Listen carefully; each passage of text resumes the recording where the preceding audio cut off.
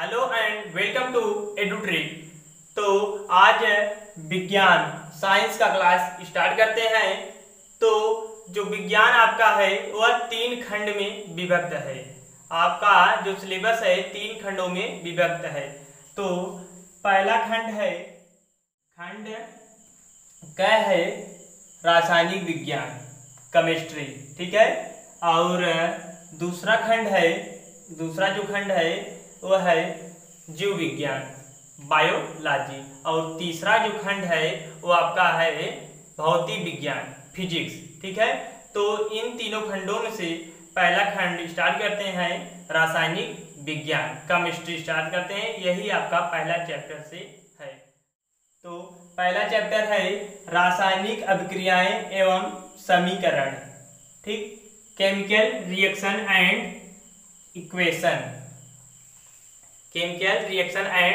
Equation, ठीक है।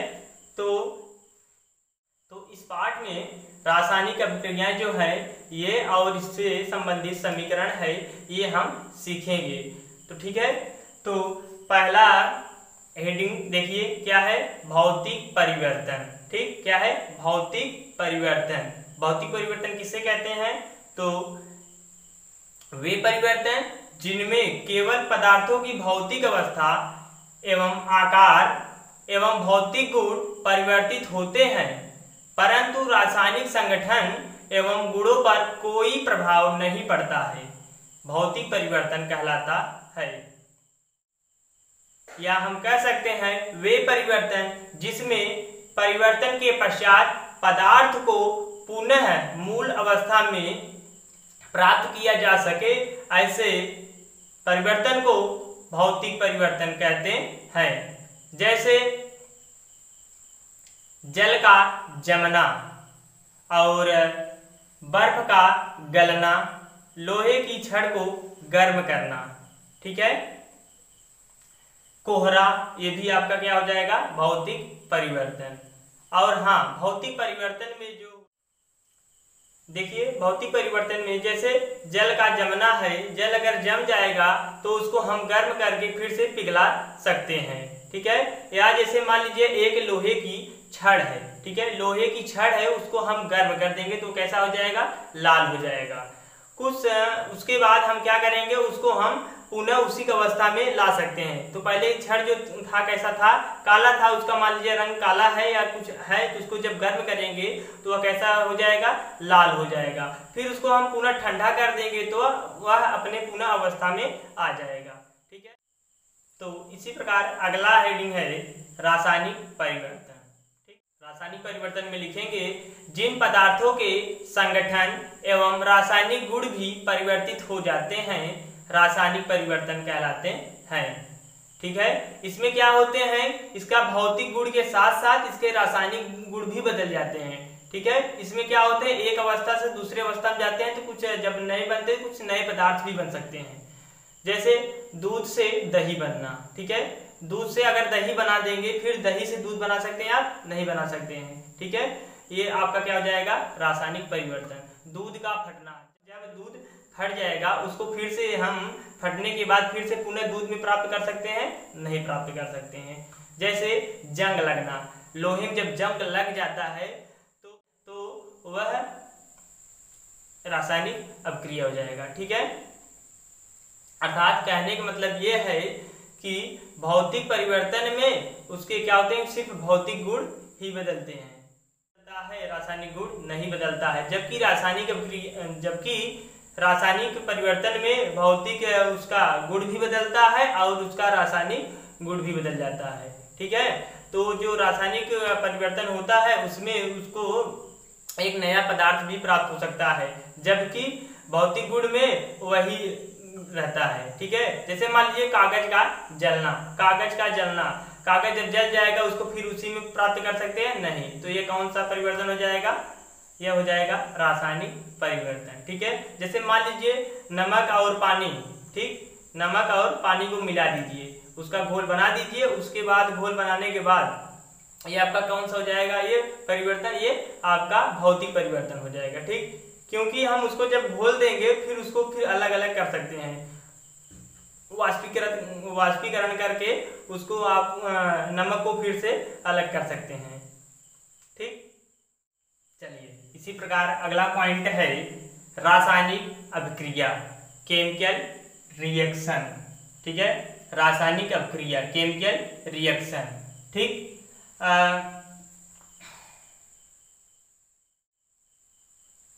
लिखिए रासायनिक अभिक्रिया क्या होती है। वह अभिक्रिया जिसमें एक या एक से अधिक पदार्थ परस्पर क्रिया करके पुनः व्यवस्थित होकर नए पदार्थ का निर्माण करते हैं, जिसके भौतिक एवं रासायनिक गुण मूल पदार्थों से भिन्न होते हैं, रासायनिक अभिक्रिया कहलाती हैं। ठीक, जैसे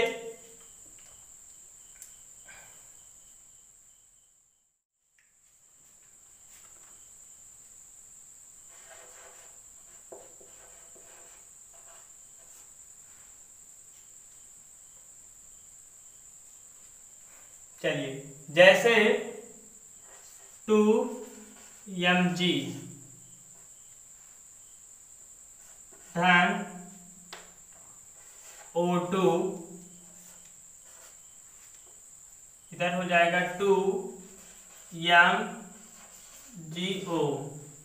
ठीक है, जो ये क्या है आपका मैग्नीशियम है, मैग्नीशियम,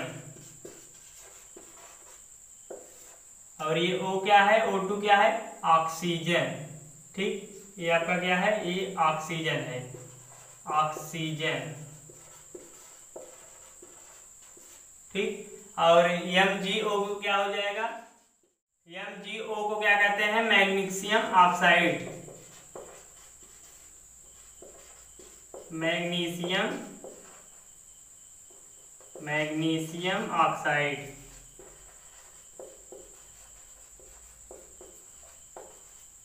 मैग्नीशियम ऑक्साइड। ठीक है, देखिए मैग्नीज में हम अगर ऑक्सीजन गैस अगर मिला देंगे तो ये क्या बन जाएगा, मैग्नीशियम ऑक्साइड बन जाएगा। ठीक है, ये क्या बन जाएगा, मैग्नीशियम ऑक्साइड। देखिए इसमें क्या है, इसमें दो अलग अलग पदार्थ से तत्व थे, अब ये मिल करके एक ही बन गए हैं, मैग्नीशियम ऑक्साइड। ठीक है, ये और एक इम्पोर्टेंट है, लिख लीजिए, लिखिए रासायनिक अभिक्रिया, रासायनिक अभिक्रिया ताप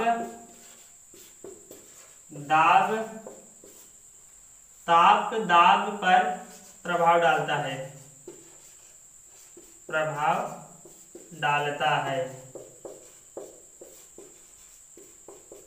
ठीक है, यह ताप और दाब पर भी प्रभाव डालता है कि माने इसका कितना टेम्परेचर रहना चाहिए और इसका प्रेशर, इस पर भी ये।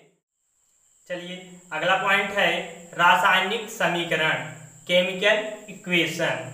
ठीक है, केमिकल इक्वेशन, तो इसमें लिखिए किसी रासायनिक अभिक्रिया का उसमें भाग लेने वाले पदार्थों के प्रतीकों तथा सूत्रों के माध्यम से संक्षिप्त प्रदर्शन रासायनिक समीकरण कहलाता है। ठीक है, किसी रासायनिक अभिक्रिया का उसमें भाग लेने वाले पदार्थों के प्रतीकों तथा सूत्रों के माध्यम से संक्षिप्त प्रदर्शन रासायनिक समीकरण कहलाता है। ठीक है, तो इसमें तीर चिन्ह, जो तीर चिन्ह है, इसके बाईं तरफ के पदार्थों को अभिकारक या क्रियाकारक कहते हैं। क्या कहते हैं, अभिकारक या क्रियाकारक, तथा दाहिने तरफ के पदार्थों को उत्पाद कहते हैं। ठीक है, तो जैसे ही मान लीजिए, चलिए देखिए, ठीक, अब इधर हो जाएगा आपका 2mg प्लस O2।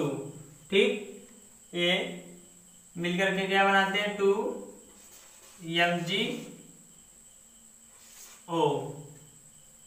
ठीक है, तो ये आपका क्या है, देखिए मैग्नीशियम के दो अणु और ऑक्सीजन के एक अणु मिल करके क्या बनाते हैं, मैग्नीशियम ऑक्साइड बनाते हैं। ठीक है, तो ये क्या है, मैग्नीशियम है, मैग्नीशियम है, और ये क्या है, ऑक्सीजन है, ऑक्सीजन। ठीक, और ये क्या है, मैग्नीशियम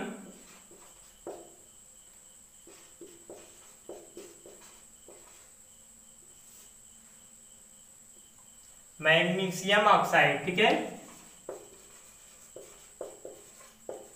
मैग्नीशियम ऑक्साइड। ठीक है, क्या कहा है कि तीर चिन्ह के बाईं तरफ, तीर चिन्ह का बाईं तरफ किधर है, ये है, ये क्या है, अभिकारक है, अभिकारक, अभिकारक या कहेंगे कारक या क्रियाकारक, क्रियाकारक। ठीक, इस वाले जैसे ये इन सबको क्या कहेंगे, अभिकारक, तीर चिन्ह के बाईं तरफ जो है। ठीक है, जैसे मैग्नीशियम और ऑक्सीजन है, और दाहिने तरफ को क्या कहते हैं, उत्पाद कहते हैं, क्या कहते हैं, उत्पाद, प्रोडक्ट। ठीक, तीर चिन्ह के बाईं तरफ को अभिकारक कहा जाता है और तीर चिन्ह को दाहिने तरफ को क्या कहा जाता है, उत्पाद कहा जाता है। ठीक, तो अगला हेडिंग है रासायनिक समीकरण लिखने की विधि, रासायनिक समीकरण लिखने की विधि। तो पहला इसका पॉइंट हो जाएगा, रासायनिक समीकरण में पदार्थ सदैव उनके आणविक रूप में लिखे जाते हैं, जैसे ऑक्सीजन।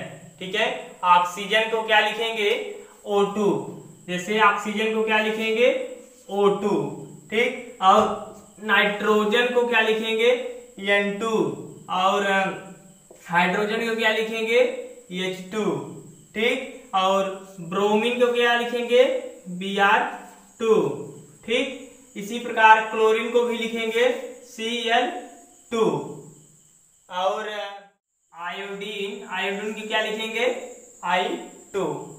ये सब क्या है, ये सब रासायनिक समीकरण में सदैव उनके आणविक रूप में ही लिखे जाते हैं। ये आपको बहुत ध्यान देना होगा। ठीक है, दूसरा पॉइंट है, दूसरा पॉइंट है एक परमाणविक तत्व को रासायनिक समीकरण में अन्य उनके प्रतीकों द्वारा दर्शाया जाता है। ठीक है, इसमें एकल तत्व जो रहते हैं, जैसे मान लीजिए, जैसे है इसमें एकल तत्व जो है, जैसे सोडियम है, पोटेशियम है, और मैग्नीशियम है, जिंक है, फेरिक लोहा, ठीक, और कॉपर, ये आपके 6। ठीक, ये एकल प्रतीक वाले तत्व हैं। ठीक है, एकल, इसको हम ऐसे ही लिखेंगे, प्रतीक में ऐसे ही लिख लेंगे। ठीक है, और इसके पहले जो था कि जैसे कि द्विपरमाणविक वाले जो रहेंगे उनके आणविक रूप में लिखेंगे। ठीक है, जैसे I2 और Br2, ये सब। तो चलिए आज का क्लास इतना ही पर एंड करते हैं, फिर अगले वीडियो में इसके आगे से बताया जाएगा। और जो लोग अभी तक चैनल को सब्सक्राइब नहीं किए हैं, और सब्सक्राइब कर लीजिए और बेल आइकन को दबा दीजिए, ताकि आपके पास जो नए वीडियो अपलोड हो उसका नोटिफिकेशन आपके पास सीधे प्राप्त हो जाए। ठीक है, और वीडियो को लाइक कीजिए और कमेंट जरूर कीजिए।